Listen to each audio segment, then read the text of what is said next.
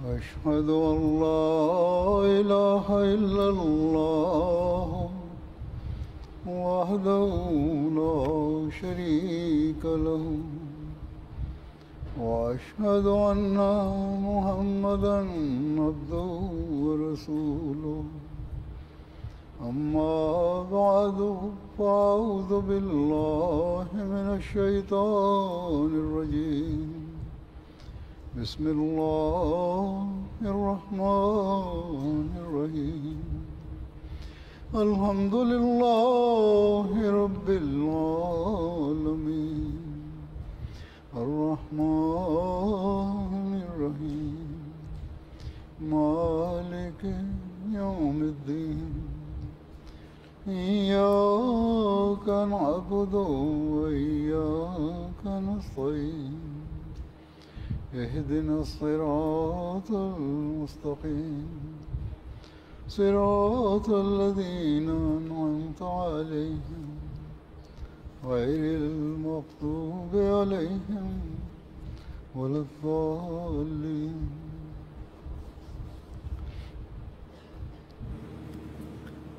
आज आप जलसा सालाना यूके में शामिल हुई। Aujourd'hui, vous participez à la Jalsa Salana du Royaume-Uni.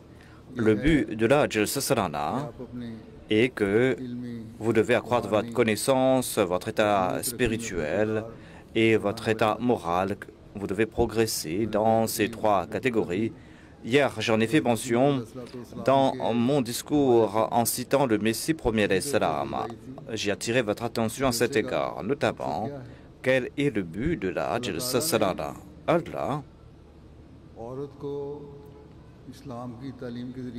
a donc accordé à la femme un statut spécial à travers les enseignements de l'islam. Si toute femme se souvient de cela, si toute femme respecte ses engagements, si toute femme tente de se réformer personnellement et tente également de réformer ses enfants et s'acquitte de ses devoirs envers ses enfants, si elle leur accorde l'éducation nécessaire et si elle remercie Dieu pour les droits que l'islam a accordés à la femme, eh bien non seulement elles vont apporter des révolutions dans leur vie, mais elles vont également apporter des révolutions dans la vie de leurs enfants. Et ces femmes seront des personnes qui vont jouer un rôle important pour le progrès de la Jamaat. Il y a nombre de jeunes filles qui posent ces questions, notamment que nous sommes en train d'acquérir des connaissances séculaires. Eh bien, comment en faire profiter la Jamaat si ces femmes comprennent leurs responsabilités? Eh bien, quelle que soit leur filière, quel que soit leur département, même si ce sont des femmes de ménage, eh bien, ces femmes seront aussi des personnes avantageuses. Vous êtes celles parmi vous qui sont mères d'enfants en bas âge ou d'enfants qui vont entrer dans l'adolescence ou qui, Inch'Allah, vous serez bientôt mères parmi vous. Certaines sont bientôt mères, eh bien, n'oubliez pas ce point. Ceci est le point fondamental que vous devez avoir à l'esprit, que nous sommes ces personnes qui vont réformer la société. C'est nous qui réformons la société et pour cela, nous devons marcher nous devons suivre les commandements de Dieu, nous devons nous réformer, nous devons accroître. Nous devons nous améliorer dans le domaine de la connaissance, de la spiritualité, dans le domaine moral. Nous devons apporter des révolutions dans tous ces domaines.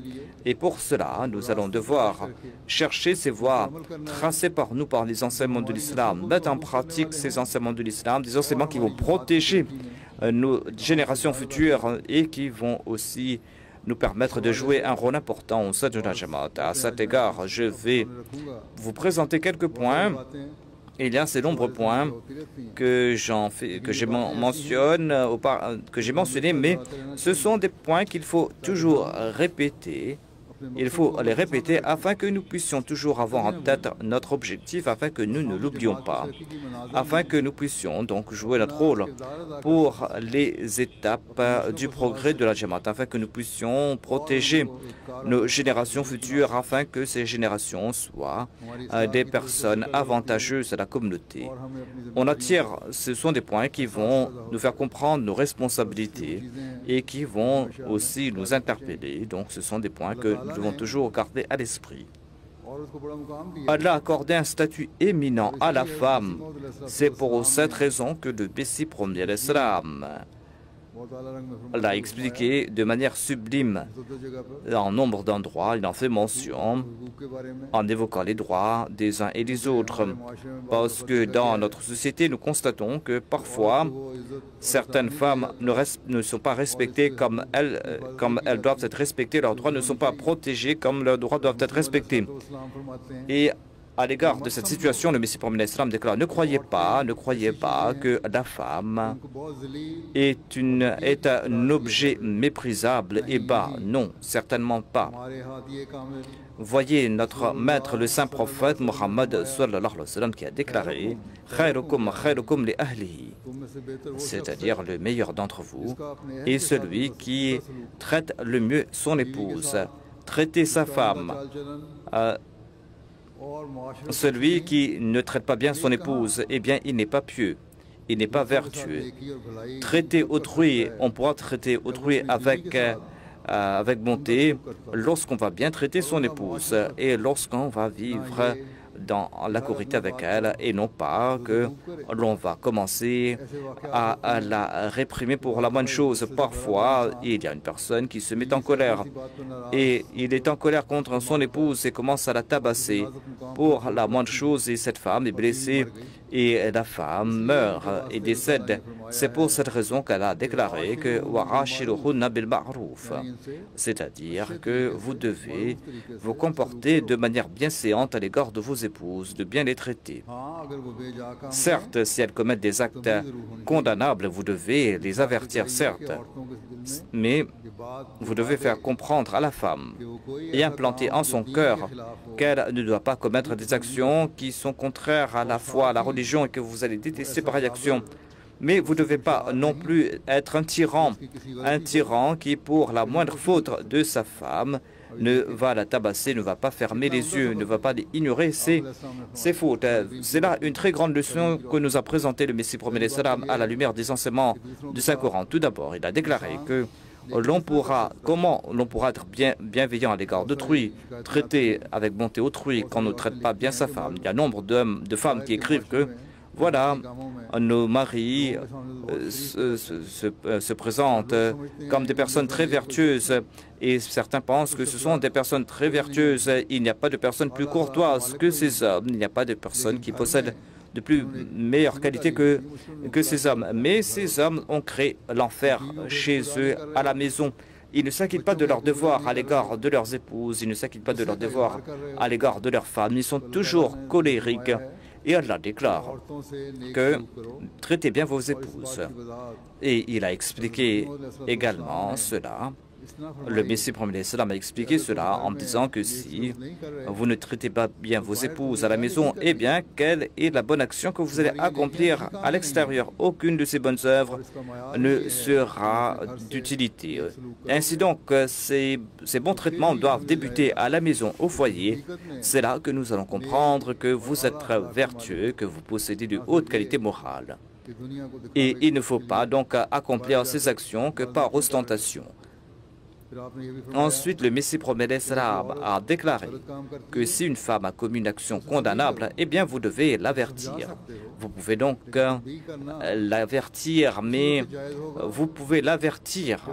Vous aurez le droit de l'avertir lorsque vous êtes vous-même quelqu'un qui possède de haute qualité morale, si vous agissez selon les préceptes de l'islam. Et à propos de l'avertissement, il est dit que cette permission a été accordée à l'homme.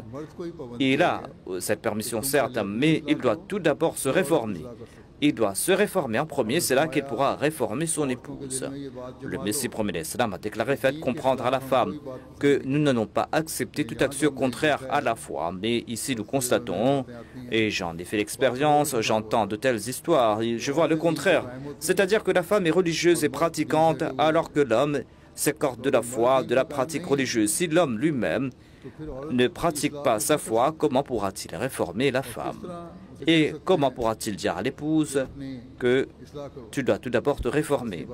Ainsi donc, on ne doit pas oublier ces points, on doit les garder à l'esprit. Et Dieu a déclaré que vous avez le droit d'avertir la femme. Cela ne signifie pas, comme le pensent certains hommes, qu'ils ont le droit de frapper leur femme et que les femmes sont très... cela déplaît aux femmes que voilà, l'homme a le droit de frapper la femme. Mais il y a des conditions. Si la femme ne commet pas d'action condamnable, aucun homme n'a le droit de la frapper. Ainsi, Dieu a préservé ici, Dieu a préservé les droits des femmes, c'est-à-dire de les traiter. Il faut traiter les femmes avec bienséance, il faut bien les traiter.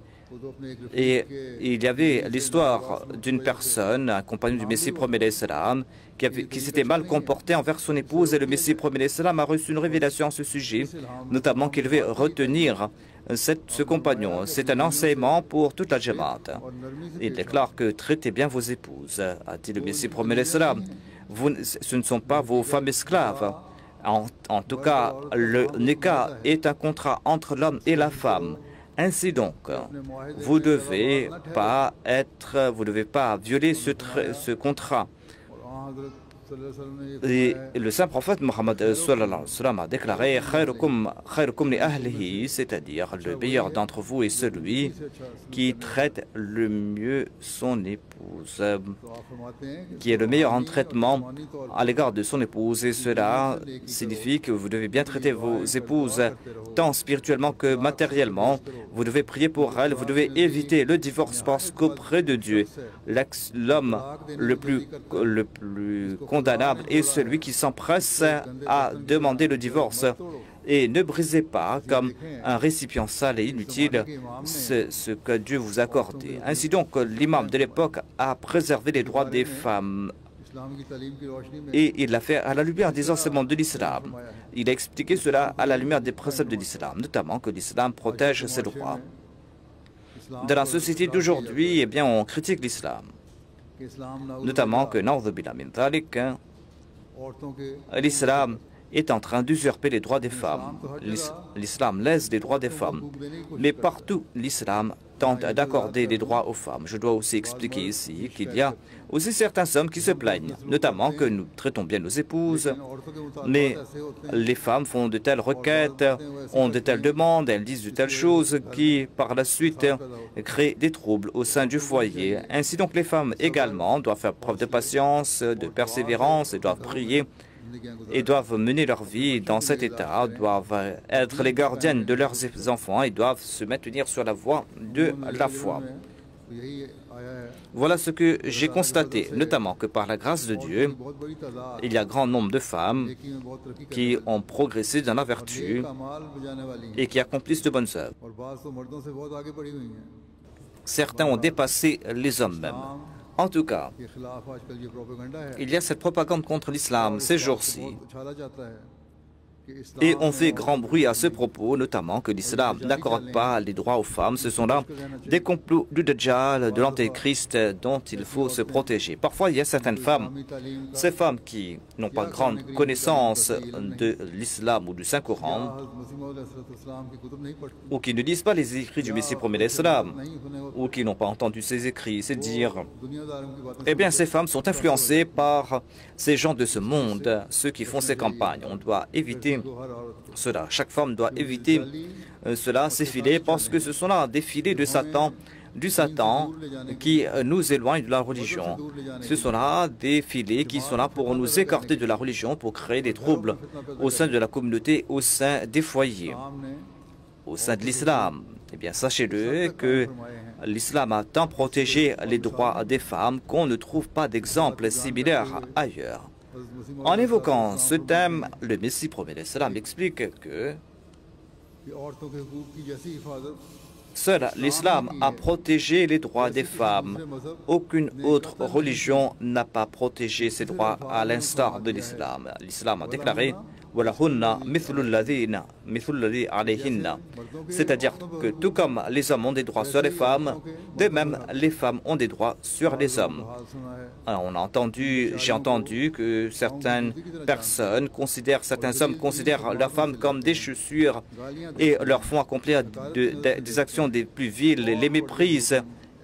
Et ces hommes ont tant appliqué les droits de la parda, du port du voile, que c'est comme s'ils ont enterré vivante leurs femmes, tant ils sont sévères à l'égard de leur épouse. En tout cas, la relation entre l'époux et l'épouse doit être comme la relation entre deux vrais amis.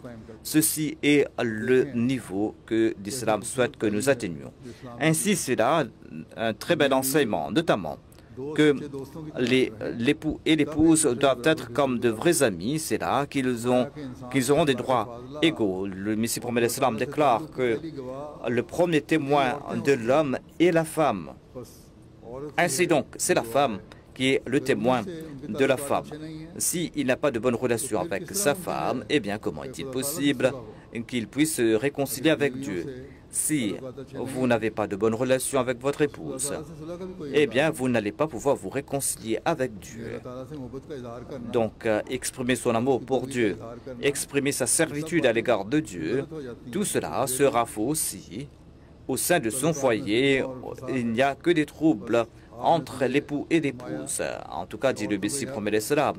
Certes, vous allez devoir accorder ces droits aux femmes. Vous devez bien les traiter. C'est là que vous serez considéré comme supérieur. Le Messie promet l'islam déclare, le saint prophète Mohammed soit lui a déclaré,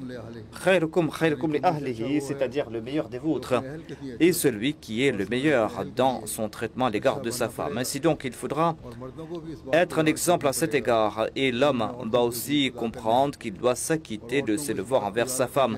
La femme doit se souvenir du fait que si jamais il y a quelque injustice de la part de l'homme, ce n'est pas en accord aux enseignements de l'islam.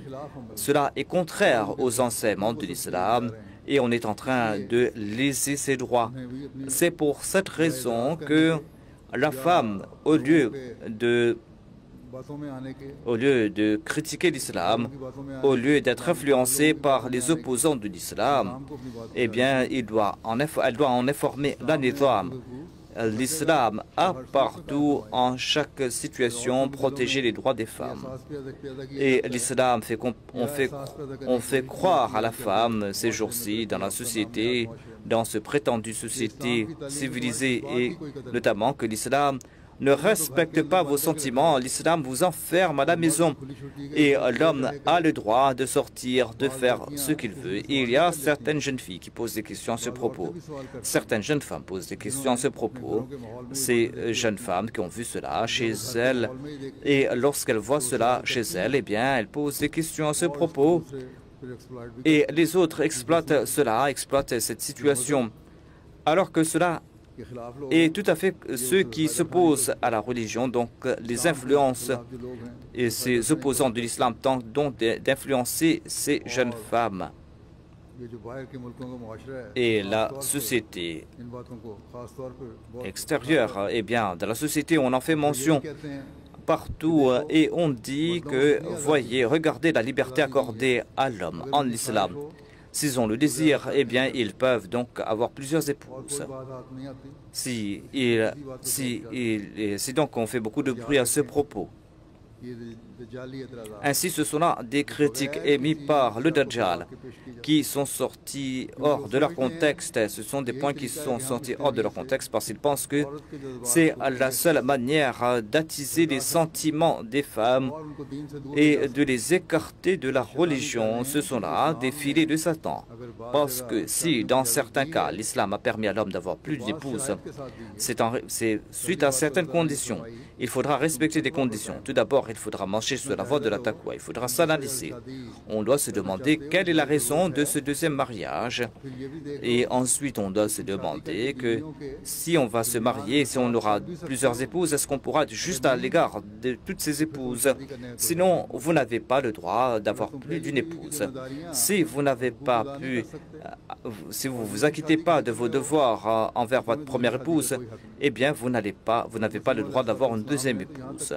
Le Messie premier l'Islam a déclaré que la femme a tant de droits sur l'homme que si l'homme en a connaissance. Et quel est le grand péché qu'il va commettre s'il ne s'acquitte pas de ses péchés? Si l'homme comprend que s'il lèse un seul de ses droits, eh bien, au lieu de se marier, il va souhaiter vivre dans le monachisme.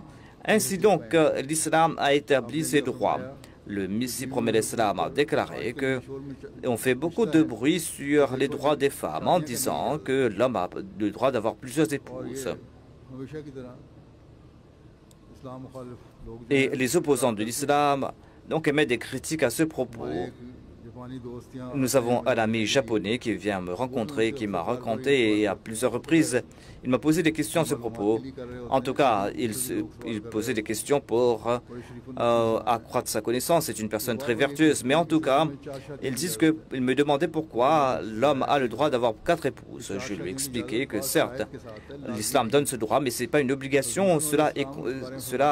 Il y a des conditions qui s'appliquent à cela. Le Messie premier l'Islam a déclaré que l'on doit respecter les sentiments de la première femme, tant et si bien que si l'homme ressent le besoin d'avoir une deuxième épouse, mais qu'il constate que en se mariant une deuxième fois, eh bien cela va attrister sa première épouse, que cela va briser son cœur, eh bien s'il peut être patient, si il ne commet pas de péché, et si un de ses droits garantis par la charia n'est pas lésé, eh bien il faudra qu'il sacrifie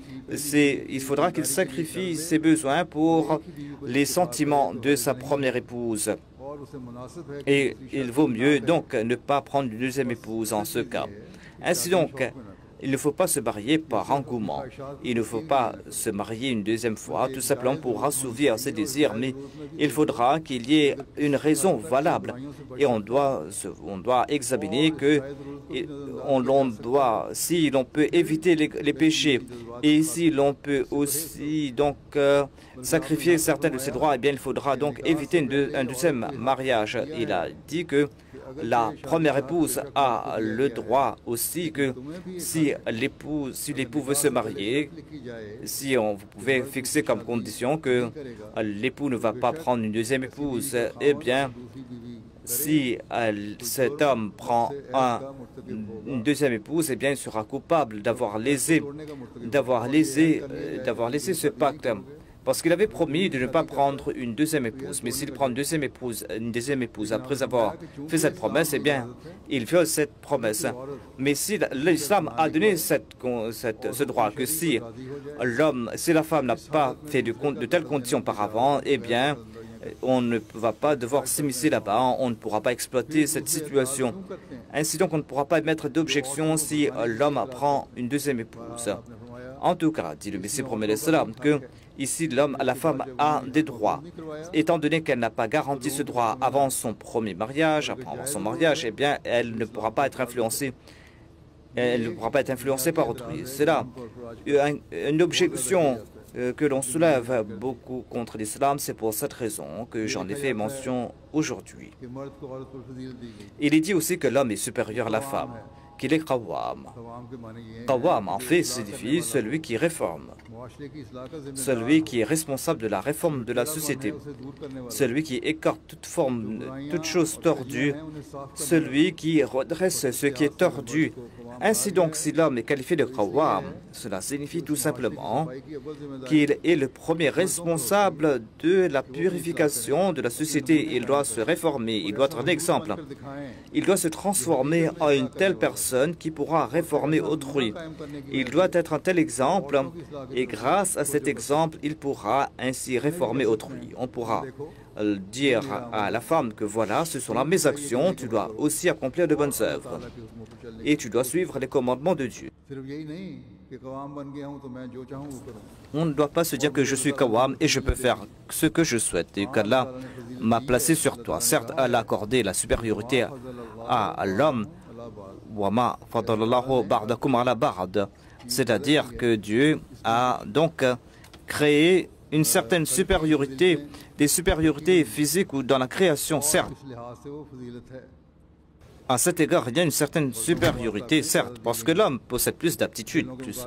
Dans les sports, par exemple, on peut voir, dans le sport, on peut voir, c'est pour cette raison qu'il y a donc des catégories séparées pour les hommes et les femmes. Jamais une équipe de femmes a joué contre une équipe d'hommes. Ces jours-ci, il y a des équipes de femmes qui font des matchs. Il n'y a pas, donc il y a une séparation entre les hommes et les femmes parce qu'il y a une distinction entre les capacités physiques des hommes et des femmes. En tout cas, donc, il y a ces compétitions séparées pour les hommes et pour les femmes. Tout cela définit donc ce que signifie Qawwam. Donc, Qawwam signifie celui qui est physiquement plus fort. Et il est dit que s'il y a des situations désagréables dans le foyer, eh bien, en raison de vos capacités physiques supérieures, eh bien, vous pouvez aussi laisser certains droits pour respecter les droits des femmes. Et vous devez faire de la société du foyer un lieu où réside la paix, afin que votre foyer soit à l'abri de tout trouble et afin que vos enfants soient des exemples, voient ces exemples, afin que ces enfants comprennent les enseignements de l'islam, afin qu'ils les mettent en pratique. Ainsi, ce sont là des points que nous devons toujours garder à l'esprit. Le saint prophète Mohammed lui a déclaré que la femme a des droits sur vous. Vous devez respecter ces droits, vous devez leur fournir ce que vous consommez, les vêtir. Vous devez leur accorder des vêtements de la même catégorie que vous portez. Vous ne devez pas les frapper au visage, vous ne devez pas les réprimander à tort et à travers. Ce sont là des points que le Messie Mohammed a expliqués en détail. Ces gens m'écrivent et il y a de tels incidents à la maison, et même dans ces pays occidentaux. C'est-à-dire que certains hommes sont coupables d'exactions à l'égard de leur épouse, mais Dieu a préservé les droits des femmes. Il y a de telles femmes au sein de l'islam, des femmes qui ont atteint ce niveau, des femmes qui ont atteint ces niveaux des plus excellents. Ces femmes n'étaient pas en colère du fait que les hommes ont plus de droits et qu'elles n'ont pas assez de droits. Certes, si elles se plaignaient concernant les droits, si elles se plaignaient concernant les actions des hommes, c'est tout simplement parce que les hommes arrivaient à accomplir davantage de bonnes œuvres et étaient récompensés davantage que les femmes. Il est dit dans un hadith à cet égard qu'il y avait une femme nommée Asma bint Yazid de parmi les Ansari. Elle s'est présentée au saint prophète, paix soit lui. Le saint prophète était assis parmi ses compagnons et elle a déclaré au prophète d'Allah que mes parents soient sacrifiés pour vous. Je suis venu en tant que représentante des femmes musulmanes, que je sois sacrifié pour vous. Ensuite, elle a déclaré que les femmes de l'Occident comme de l'Orient témoignent que Dieu vous a envoyé comme prophète pour les hommes et pour les femmes. Ainsi donc, nous sommes d'accord à cet égard que vous êtes le prophète de Dieu et nous sommes convaincus que vous êtes le dernier prophète envoyé pour le respect des droits des hommes et des femmes. Et l'homme et la femme doivent croire en vous. Nous avons cru en vous, au prophète de Dieu, et nous avons cru en ce Dieu qui vous a envoyé. Et nous sommes occupés à la maison, nous sommes enfermés à la maison en raison de nos occupations. Nous avons nos responsabilités familiales dans notre foyer et nous n'arrivons même pas à sortir parce que nous sommes tant occupés à la maison. Nous assouvissons les désirs des hommes, nous nous occupons de leurs enfants et les hommes, quant à eux, Les hommes, quant à eux, peuvent accomplir la prière de Jumu'ah, peuvent partir à accomplir d'autres devoirs comme le Hajj, visiter les malades, participer aux prières funéraires. Nous n'avons pas de telle liberté. C'est pour cette raison qu'ils sont supérieurs à nous, ces hommes. Ces hommes nous sont supérieurs. Donc ils sont supérieurs ici en termes... Pourquoi est-ce qu'ils sont supérieurs? Pourquoi ils vont nous dépasser dans le domaine de la vertu? Parce qu'ils peuvent accomplir la prière de Jumu'ah. Ils peuvent accomplir la prière. Certes, les femmes partent pour la prière de Jumu'ah, mais cela n'est pas obligatoire pour la femme. Il n'est pas obligatoire pour la femme de prier en congrégation. Elle peut prier à la maison, mais l'homme doit prier à la mosquée en congrégation et il va être récompensé davantage. Et dans certains cas, l'homme arrive à accomplir d'autres devoirs. Il peut être récompensé pour ses prières funéraires qu'il accomplit et pour le Hajj. Ils sont donc supérieurs. C'est là l'objection soulevée par cette femme. Elle a compris donc le sens de cette supériorité. C'est ça, le sens qu'elle en a tiré. Et elle n'a pas déclaré que les femmes sont plus fortes que nous, mais elle a dit qu'elles nous ont devancés dans la vertu. Et il y a le djihad en premier. Ils peuvent accomplir le djihad et nous ne pouvons pas accomplir le djihad, a dit cette femme. Et lorsqu'un quelqu'un part accomplir le djihad, eh bien, nous protégeons ses biens, ses enfants et son foyer. Cette femme a évoqué tous ces points et elle a demandé, elle a dit que, eh bien, au prophète d'Allah, est-ce que nous n'allons pas recevoir de récompense égale en dépit de cette... Est-ce que ce sont les hommes qui seront davantage récompensés? Malgré tous nos services, malgré tous ces actes de vertu que nous accomplissons, est-ce que les hommes vont recevoir des récompenses supérieures? Est-ce que nous n'allons pas recevoir de récompenses égales?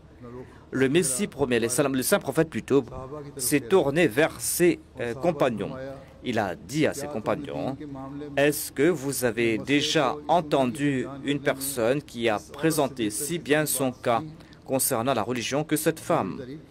Donc le saint prophète a loué la manière dont la femme a posé sa question.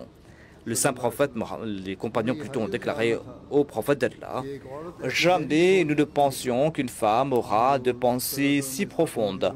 Le saint prophète s'est tourné vers cette femme et il a dit, ô femme, retourne chez les autres femmes et informe ces femmes que être une bonne épouse, s'occuper de ses enfants, accomplir les désirs de l'homme, eh bien, tout cela va vous faire mériter les mêmes récompenses que les hommes. Toutes ces vertus, même si vous restez à la maison, eh bien, vous allez recevoir des récompenses égales. Cette femme est partie toute contente en répétant « La ilaha illallah ». Le saint prophète Mohammed Pesos lui a déclaré que vous qui restez à la maison, ne croyez pas que nous sommes enfermés à la maison. Certes, s'il y a des contraintes, vous devez rester à la maison, mais vous allez recevoir les mêmes récompenses que les hommes qui accomplissent le djihad ou d'autres actes d'adoration. Ceci est le droit accordé par l'islam à la femme et il n'y a pas de restriction ici. S'il y a la question du port du voile, eh bien on dit que voilà, la femme doit porter le voile, on l'a enfermée. Comme je l'ai dit auparavant, comme je l'ai cité, le Messie premier l'Islam a dit la même chose. Notamment que l'on pense que la parda signifie que la femme ne doit pas sortir à la maison, qu'on doit l'emprisonner. Cela est tout à fait condamnable, une telle pensée condamnable. Le Messie premier l'Islam a déclaré que l'islam a demandé aux hommes de baisser leur regard et la femme aussi doit baisser son regard. Ce même commandement s'applique aux hommes et à la femme. Et le Messie premier l'Islam a déclaré que le croyant ne doit pas être comme quelqu'un qui regarde à droite et à gauche. Il est dit « Yahuddu min abswarihim ». Voilà ce que dit le Saint-Coran. Il faudra toujours baisser le regard. Et il faudra éviter ce regard inopportun. L'homme ne doit pas regarder la femme. C'est donc une forme de parla. Et il est dit à propos de la femme aussi qu'elle doit baisser son regard. et ne doit pas regarder de manière condamnable autrui. Et elle doit aussi baisser son regard. Elle doit toujours faire preuve de pudeur, de modestie, porter des vêtements modestes afin que des mauvais regards ne se posent pas sur elle. Et elle doit éviter ces regards des hommes, ces regards concupiscents des hommes. Et vous devez donc éviter de porter des vêtements qui donnent un mauvais message aux autres. Dans la société d'aujourd'hui, nous constatons que ces jours-ci, c'est l'été, et certaines femmes ne portent presque pas de vêtements, et cela crée des situations désagréables.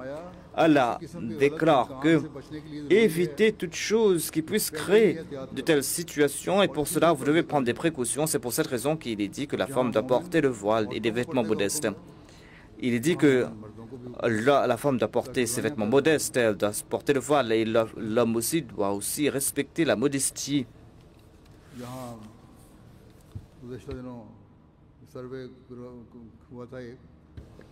Il y avait un sondage qu'on avait fait et on avait dit que le sondage était que est-ce qu'on doit demander aux femmes de porter le voile. J'ai dit aux femmes donc de répondre à cela, de répondre à ce sondage, et elles ont donné une bonne réponse. Le Messie promet salam déclare que ces jours-ci, on s'attaque au port du voile, à la modestie islamique, modestie vestimentaire, mais ils ne comprennent pas que ceci n'est pas une prison pour la femme, c'est en fait un obstacle qu'on place entre l'homme et la femme qui sont étrangères, parce qu'on va éviter donc tout trébuchement. On pourrait dire que si des femmes et les hommes étrangers peuvent donc se rencontrer librement, s'ils peuvent marcher, eh bien, ils vont certainement trébucher. Il est évident qu'on pourra trébucher. Et souvent, l'on constate que il y a de telles nations où l'homme et la femme ont le droit peuvent vivre ensemble. Ils considèrent cela comme une forme de civilisation. Mais c'est pour cette raison que la charia a interdit pareille interaction qui pourra donc vous causer à trébucher. Nous constatons aussi qu'il y a de tels cas. Il y a de tels cas qui sont présentés. Et il y a aussi des cas qui sont présentés aux tribunaux après 10 ans ou après le décès de quelqu'un, par exemple. On rouvre aussi ces cas et on dit que voilà, les femmes accusent de tels hommes que voilà, ils ont commis tel acte. Parce qu'en tout cas, ces femmes ont fait l'occasion, ils ont pu offrir l'occasion à l'homme, et c'est là qu'il y a eu de tels cas, c'est là qu'il y a eu de telles situations où l'homme a pu le faire, donc avec son consentement ou sans son consentement. Ainsi, par la suite, lorsque la femme est content et mécontent de l'homme, eh bien c'est là que voilà, on commence à parler à ce propos. Et on tente donc, elle lance de telles accusations pour des avantages financiers, et c'est ainsi que l'on s'attaque à l'honneur de l'homme ou de la femme. Ainsi donc, pour éviter ces actions, il faudra éviter pareille situation où l'on puisse trébucher. Il déclare que en islam, il est interdit à l'homme et à la femme étrangers d'être en interaction libre, parce que la troisième personne sera Satan. Ainsi donc, il y a ces personnes qui, en raison de ces traditions, sont dans une telle situation. Il y a tant de maux qui naissent dans ces sociétés en raison de ces interactions libres. Le Messie promet l'Islam a déclaré que il ne faut pas non plus être sévère outre mesure dans le domaine du port du voile. Et il est dit dans ce hadith que même si il y a une femme qui va accoucher, eh bien un médecin étranger peut donc la traiter. Donc il y a de tels cas, de cas extrêmes. Mais il y a aussi certains qui partent à l'extrême, qui créent une nouvelle charia. En tout cas, ce sont là des droits que Dieu a préservés.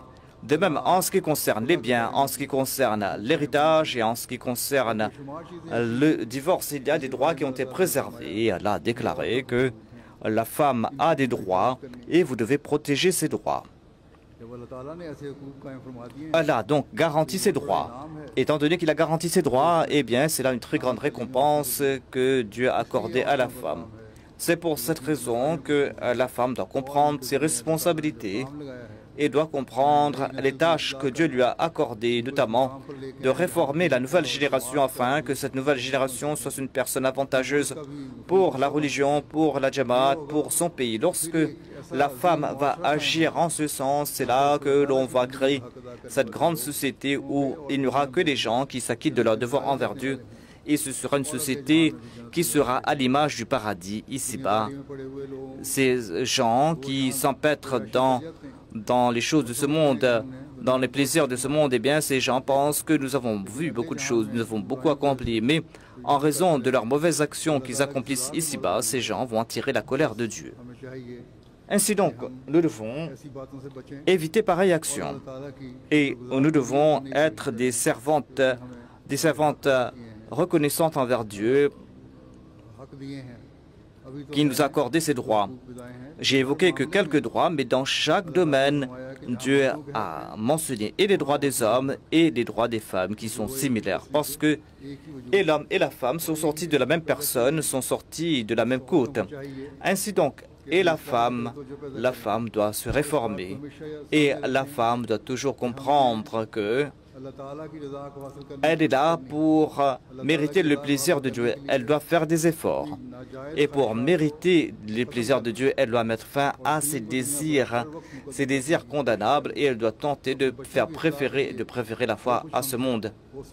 Et elle doit tout faire pour ses enfants afin que nous puissions donc donner naissance à des mères qui sont vertueuses, et des époux vertueux et des pères vertueux à l'avenir, et afin que nous puissions nous tous jouer notre rôle pour le progrès de l'islam et de l'Ahmadiyya, rôle pour lequel nous avons accepté le Messie promet l'islam, nous qui avons promis que nous allons toujours préférer à la foi à ce monde. Et nous devons nous demander, est-ce que nous avons atteint notre objectif ou pas? En particulier, en accord aux prophéties du saint prophète Mohammed paix soit lui, nous avons accepté l'imam de l'époque et nous sommes parmi ces personnes chanceuses à propos desquelles Allah a déclaré c'est-à-dire que Dieu va envoyer le saint prophète Mohammed paix soit lui parmi un autre peuple qui ne les a pas encore rejoints. À cet égard, le Messie promet l'Islam déclare que le sens de ce verset est que, tout comme le saint prophète Mohammed paix soit lui a rectifié, a réformé un peuple qui s'était écarté très loin de la religion, qui était empêtré dans les ténèbres, et que là, qu'ils ont pu reconnaître Allah, c'était là un signe, un très grand signe, et ils ont apporté une grande transformation. Et vous, mes compagnons, dit le Messie promet l'Islam, j'ai déjà cité l'exemple de cette femme compagnon qui avait parlé au saint prophète paix soit lui. Elle n'a pas dit qu'elle n'a pas reçu de tel ou tel droit. Elle n'a pas parlé des droits de ce monde, mais elle a parlé des droits religieux. Elle a évoqué la supériorité en termes de pratiques religieuses. Ainsi donc, ses compagnons étaient là-bas, en entendant cela. Donc, l'homme doit préférer la foi à ce monde, dans notre cas aussi, parce que, comme je l'ai dit, lorsque l'homme va se réformer, c'est là qu'il pourra réformer la femme. Donc, ici, il est dit que le seul souci de la femme est comment préférer la foi à ce monde. Lorsque nous allons respecter ces conditions, c'est là que nous allons pouvoir jouer notre rôle. C'est là que ces femmes pourront jouer le rôle de croyantes. Le Messie promet l'Islam déclare, voici l'explication du terme Akhrina minhum. Il a déclaré qu'il y a un autre groupe qui va naître durant la dernière époque. Ils seront dans les ténèbres et ils seront dénués de la sagesse, de la connaissance. Et c'est là que Dieu, à l'instar des compagnons, va créer cette situation, c'est-à-dire qu'ils vont voir ce que les compagnons ont vu. Ainsi donc, chacun d'entre nous doit s'analyser. On doit se demander, est-ce que nous avons rempli ces conditions pour lesquels nous avons accepté le Messie promis l'Islam, est-ce que nous sommes en train d'avancer dans cette voie ou est-ce que nous sommes en train de stagner? Quels sont les changements apportés parmi... comment est-ce que ces compagnons ont apporté des changements en eux? Voyez comment ils se sont écartés de ce monde, comment ils ont rehaussé haut le niveau de leur sacrifice par la grâce de Dieu.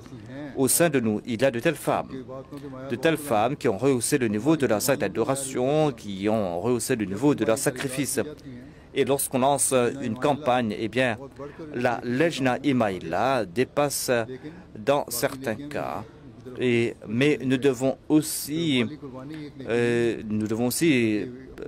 respecter les autres conditions. Il n'est pas question uniquement des sacrifices financiers, mais il faudra rehausser le niveau de nos actes d'adoration. Il faut leur accorder à nos enfants une bonne éducation afin qu'ils soient avantageux à la société, à la Jamaat. C'est là une autre responsabilité qui incombe aux femmes. Quel était l'exemple de ces femmes? C'était des femmes compagnons qui, la journée, jeûnaient et qui, durant la nuit, priaient.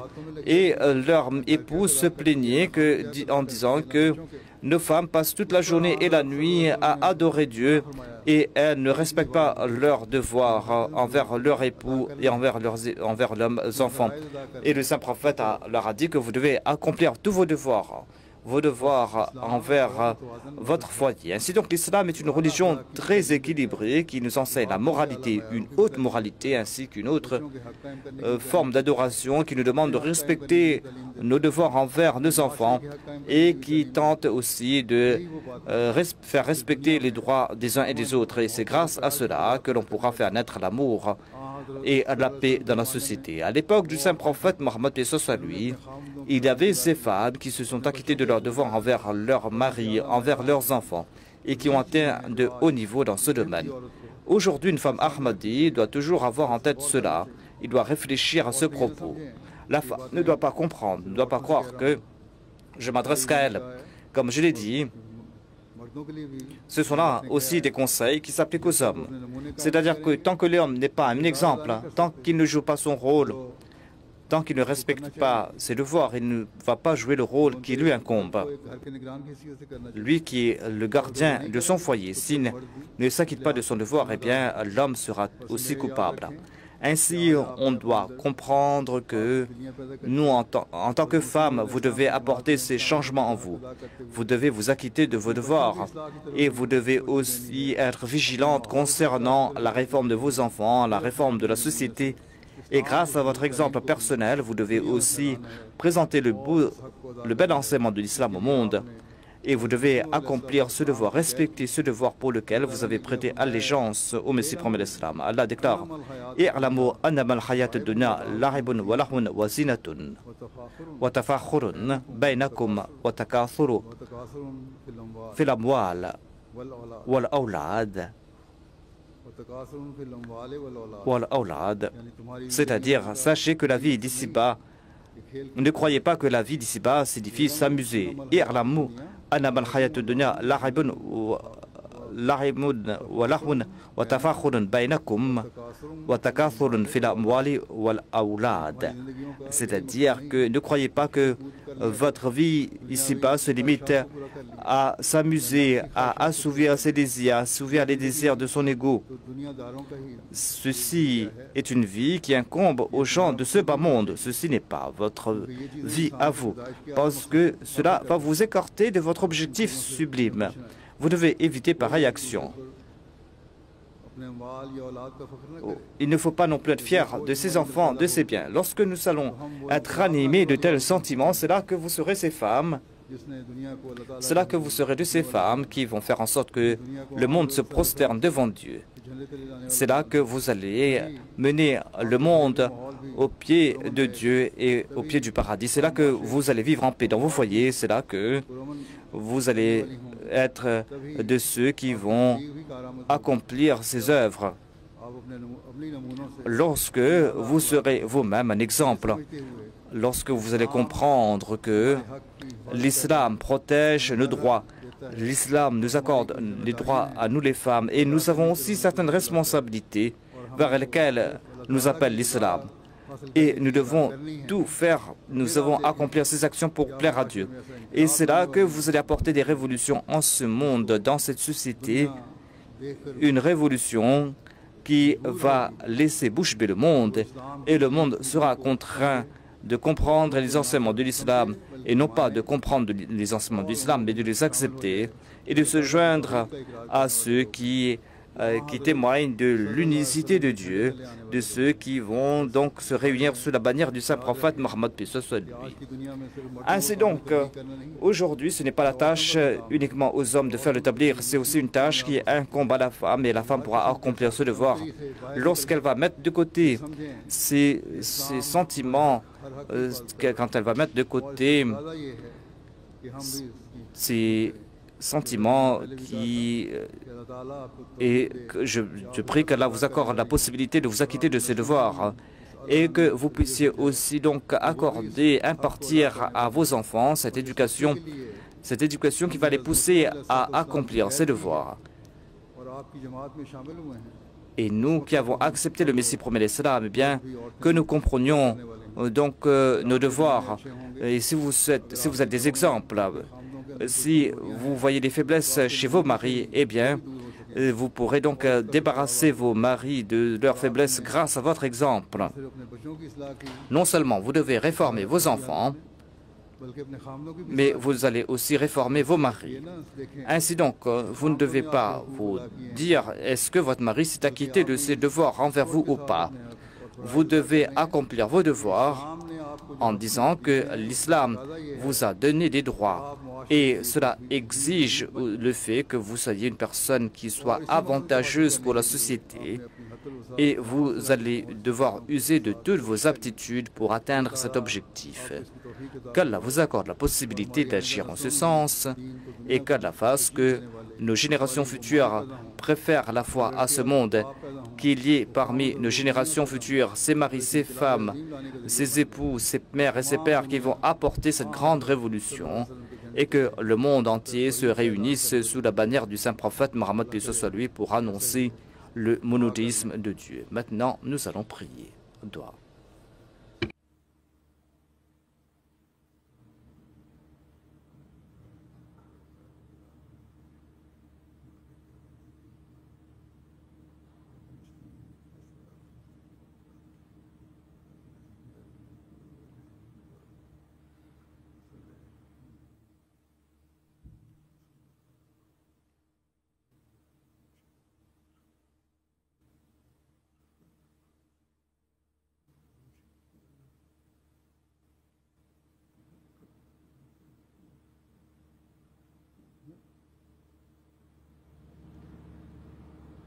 Amin.